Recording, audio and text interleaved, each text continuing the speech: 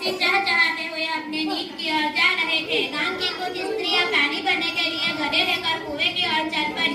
पानी भरकर कुछ स्त्रियां तो लौट गई, परंतु उनमें से 4 कुएं की पक्की जगह पर बैठकर आपस में इधर उधर की बात करने लगी।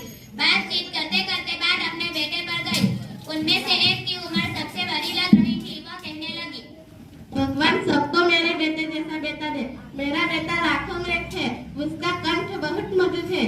वह बहुत अच्छा गाता है। उसके गीत को सुनकर कोयल और मैना भी चुप हो जाती है। लोग बड़े चाव से उसका गीत सुनते हैं। उसकी बात सुनकर दूसरी स्त्री का मन हुआ कि वो भी अपने बेटे की प्रशंसा करे। वह पहली स्त्री से कहने लगी, मेरे बेटे की बराबरी कोई नहीं कर सकता। वह बहुत ही बहादुर और शक्तिशाली है। बड़े बड़े बहादुर को भी पछाड़ देता है।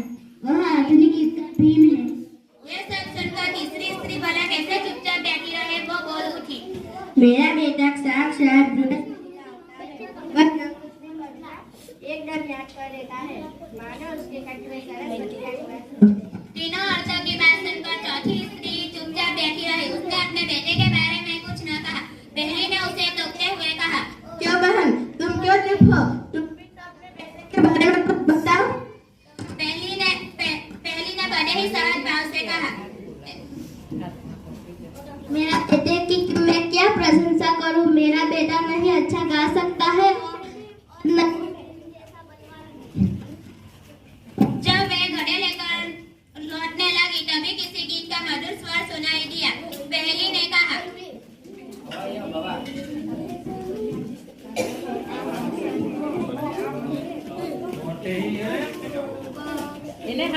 सुनो, मेरा हीरा गा रहा है। तुम लोग ने सुना क्या? उसका कंठ कितना मधुर है। वह गीत गाता हुआ उसी रास्ते से चला गया, परंतु उसने अपनी माँ की ओर ध्यान नहीं दिया। इतने में दूसरी स्त्री का बेटा उधर से आ निकला। वह गर्व से बोली,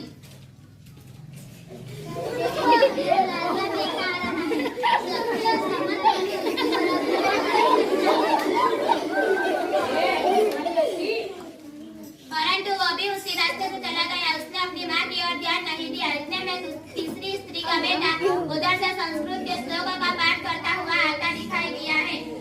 ऐसा लग रहा है कि उसके गले में साक्षात सरस्वती का निवास हो। यही है मेरी गोद का हीरा। इसे कौन बृहस्पति का अवतार नहीं कहते।